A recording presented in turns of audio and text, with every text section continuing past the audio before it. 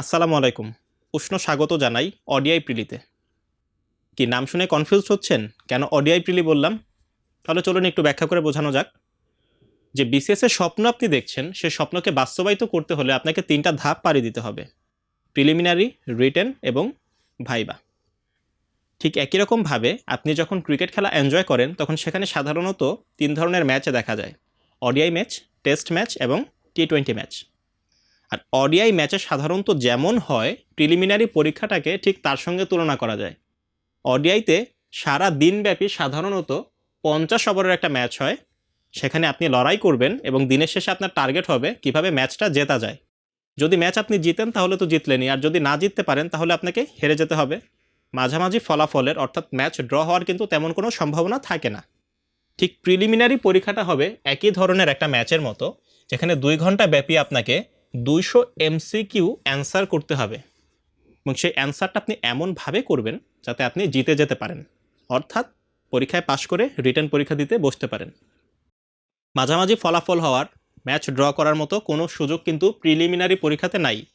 তাই খেলতে হবে স্মার্টলি। জিততে হলে তাহলে কি করতে হবে আমাকে খেয়াল করেন তো। ডিসপ্লেতে দেখেন একজন খুবই স্মার্টলি স্ট্রোক করছেন, আবার কখনো খুব হার্ড হিটিং করছেন। তার মানে তিনি তার শক্তিটাকে কাজে লাগাচ্ছেন। প্রিলিমিনারি পরীক্ষার যে কোয়েশ্চেন পেপারটা থাকবে বা যে সিলেবাসটা আপনার জন্য থাকবে সেটাকে ঠিক আপনি একটা মাঠের সঙ্গে তুলনা করতে পারেন। সেখানে আপনার জন্য 22 গজের পিচ হবে ঠিক আপনার ওয়েমার শিট, আর সেখানে আপনার জন্য সেক্টরগুলো থাকবে পরীক্ষার মানবন্টন অনুযায়ী কোন দিকে আপনি খেলবেন। বাংলা ভাষা ও সাহিত্য সাবজেক্টের জন্য থাকবে 35 মার্কস। ইংলিশ ল্যাঙ্গুয়েজ এবং লিটারেচার সাবজেক্টে থাকবে ঠিক একই রকমভাবে 35 মার্কসের কোয়েশ্চেন। বাংলাদেশ বিষয়াবলীতে থাকবে 30 মার্কস, আন্তর্জাতিক বিষয়াবলীতে থাকবে 20 মার্কস এবং তাদের সঙ্গে থাকবে ভূগোল, এখানে থাকবে 10 মার্কস। অর্থাৎ ভূগোল হচ্ছে বাংলাদেশ এবং আন্তর্জাতিকের সঙ্গে সম্পর্কিত।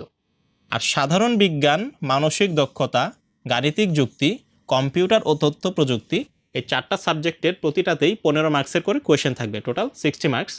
আর সর্বশেষে থাকবে কনিষ্ঠ সদস্য কিন্তু বিপজ্জনক, নৈতিকতা, মূল্যবোধ ও সুশাসন, এখানে থাকবে 10 মার্কস।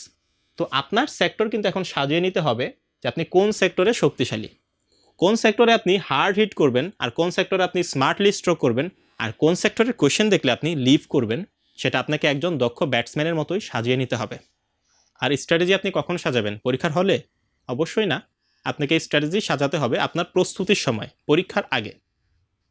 কাটমার্কস কথাটা এখানে লেখা দেখতে পাচ্ছেন। কাটমার্কসটা কি? প্রিলিমিনারি পরীক্ষায় সাধারণত যে মার্কস পেলে আপনি পাস করেন সেটাকে কাটমার্কস বলা হয়। তাই আপনার প্রিলিমিনারি পরীক্ষার গেম প্ল্যানটা এমনভাবে সাজাতে হবে যাতে আপনি খুব সহজে কাটমার্কসটাকে কাট করতে পারেন।